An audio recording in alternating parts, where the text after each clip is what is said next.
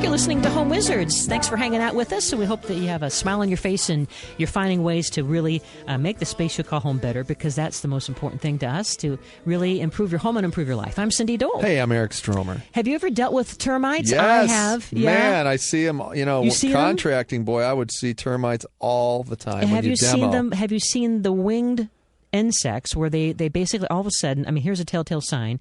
You go outside your front porch and all of a sudden around the springtime, you notice on the ground there's a bunch of dead winged insects. Yeah, they look like sawdust almost. Yes. Right. And the wings are almost kind of like lacy transparent, right? Yeah. And the termite bodies are like, as opposed to ants, they have like pinched waists, and their antennas kind of straight. And anyway, that is one of the many warning signs of termites. And so I thought that we would go through that because it's devastating. My home, we went through the whole tenting process. Have you had to have the tenting process before? No, I have not had it in my own home, but many times have done it. You've done it? Yeah. And You've done the tenting? Well, I mean, I would subcontract these guys to come in and do these houses I was working on. Because once you demo a wall, sure, you see the incredible damage behind the drywall or plaster that's been going on for years. And termites can literally devastate the structure of a crumbling. house. So we luckily weren't at that point, but we needed to have it tented because there's all different kinds of services out there and different solutions that you'll hear about. And we get emails, by the way, of, hey, can we do it? Is it a do-it-yourself? It's not a do-it-yourself project, And for us, this was the only solution because it reaches a point where you can't just do a quick fix. You got to really eradicate the whole thing. And so we, before the tenting, we had the professional service help us, and I went into the attic with them, and then I crawled under the house. You would have been proud of me. I crawled under the house like a paratrooper. Sure. I was like under a Navy there. SEAL almost. We did it like a Navy SEAL, and and I saw those tubes. I saw the tubes, sure. And that's one of the telltale signs of the termites. Their little trail, their little nest. It's like a little mudwump. It looks almost like a moss, like a wasp nest. Yeah, right, exactly.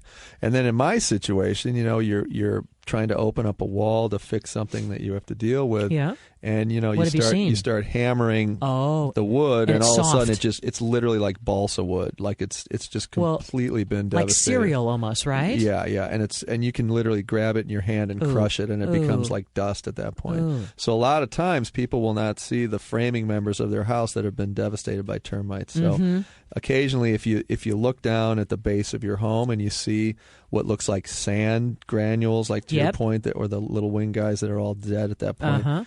You got an issue and you want to get into it. And if you see that little trail coming out, chances are that there's a huge amount of termite infestation behind the wall. And so really, before you get to that terrible dilemma, our hope is that you can at least every year kind of do a little look-see, kind of keep an eye out, because really the best solution is try to stop them early. That's right. Yeah. And the trick becomes to finding them and being able to identify the warning signs. And so really, if there's like 3 or 4 signs I wanted to review so that you just know, and you can be smart and kind of, whether it's today or tomorrow or throughout the week, take a few moments and walk around and survey throughout your property. Because the first sign is those termite tubes, and that usually that's the subterranean termites. That's right. And they're nesting underneath the ground. And they like cool spaces, right? And the foundation. And keep in mind, too, that chances are whenever you find them, it's going to be because there's moisture somewhere. Yes. Right? So maybe a sprinkler head is shooting against the house. The laundry room's had a leak. Or something, because termites love water like all other creatures. So they're going to find their way to that area. So if you do have leaks, people, always make sure you take care of them at some point as soon as possible. And if you do see these little mud tubes, I mean, basically, if you simply just break them open, it'll reveal if there's any active termites inside there. And if there are, basically, they'll be repaired quickly, and what that usually means is they're going to probably need to get some help because it's getting to that place. And if you break them open, most of the time they look up at you and go, "What? We're working here." Exactly, and they kind of a little cigar hanging out of their mouth. The wood damage, though, like you described, I mean, you see it sometimes on the siding of a home. Sure. I mean, if it's gotten that bad, that's pretty nasty, where it literally looks like it's like flaking. That's right. Right? Yeah, and usually it'll show up at the base of the home, the first 2 feet around the perimeter.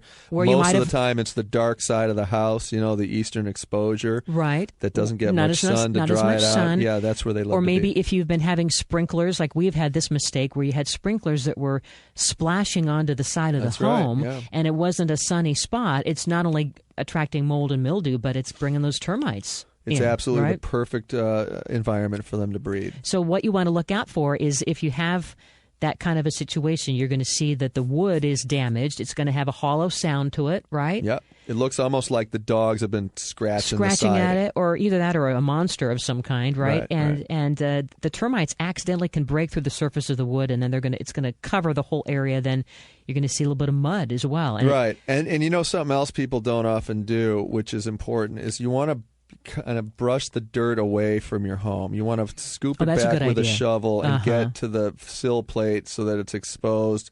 Sunlight and air can kind of hit that base area of the home. Always do a perimeter check when your sprinklers are on. Make sure that you're not, to your point, getting water splashing back on the house.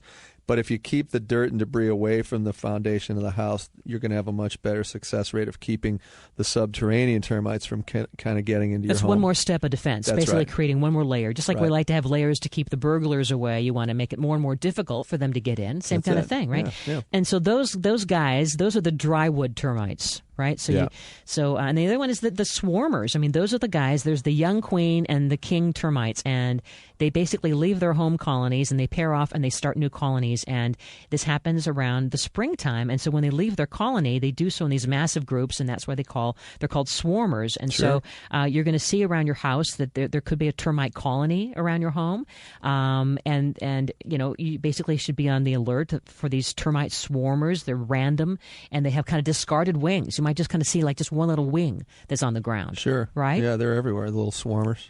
Don't like them, don't want them. So that's really, I mean, that is one of the big warning signs that you might need to call a professional, or at least, you know, have someone come in and investigate, because if it's not the termite swarmers, you know, it could be just the wood damage or, of course, the termite tubes, all really bad signs. And then if you get to a point where you do have to tent the house, you definitely want to. People don't often do this enough, and that is that, you know, you're injecting really toxic poison into the house to kill these things.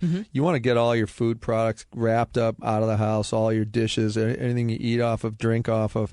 That stuff needs to really be, you know, protected from this toxin that gets injected into the house to kill the termites. What we did, we took all of our food. And we basically double or triple wrapped it, and then you put it in the refrigerator, and you lock it in the refrigerator. But nothing can be exposed to the air. Everything, like even in your cabinets, that has to be. I mean, canned goods are fine. Sure, that's not going to. And if your cabinets you're gonna try and keep all the stuff in there. You want to plastic off the entire cabinet system, so there's no seal that is open to the potential gas coming in. So, but that was actually a good process for us, because it just like, again, any like moving, having a party, termites added to the list. You're forced now to downsize your stuff again. Isn't that great? Because now you've got to quickly get out of the house. You're going to be out of the house for 3 days at least while they do this, so that everything dissipates and you're safe to come back in. And you know, but it was great because it made us go through all the things in the kitchen that we didn't need. All the stuff that was just taking up space. I can tell you right now, there's 30% of the stuff in my cabinets that I don't need.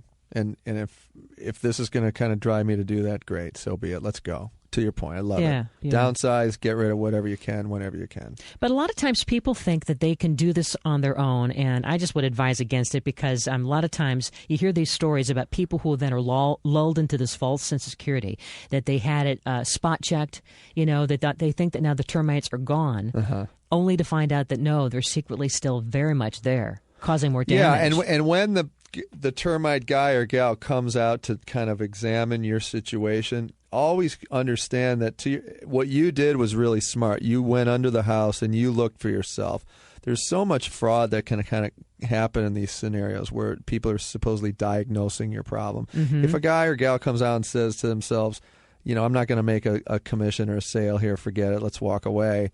You want to be shown what's really going on. You know, if they're just going to kind of look at a couple of trails and say, you're fine, maybe ask them to open the wall up and say, you know, really, let's go a little step further. I want to really know that we're safe here, because visual inspection sometimes isn't enough. So, you know, take that extra step and get in there and really find out for yourself what's happening.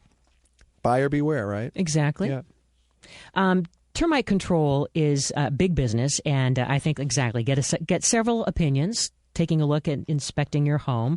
And I think that you too will, now that you know these are some of the warning signs, you're going to be able to see it. It's a definite sign that you have it. It isn't just made up. I mean, it's total damage you're going to be seeing in the damp parts of your home, close to the wood surfaces. And again, they kind of look like ants, but they have, these little wings. So watch out for it, okay? Yeah. When we come back, we have, on a happier note, some more fun things to talk about to help you improve the spaces you call home. The bed is the most important place to be, right? And where else do you spend all your time to get all nourished and rested up for the next day? Well, wait to hear about the new high-tech beds and mattresses that are on the market. How do you shop for it, and what do you expect? This is good. I want to know. I know you do. Yeah. Eric Stomer, Cindy Dole, you're listening to Home Wizards. Be sure to check us on our website, yourhomewizards.com.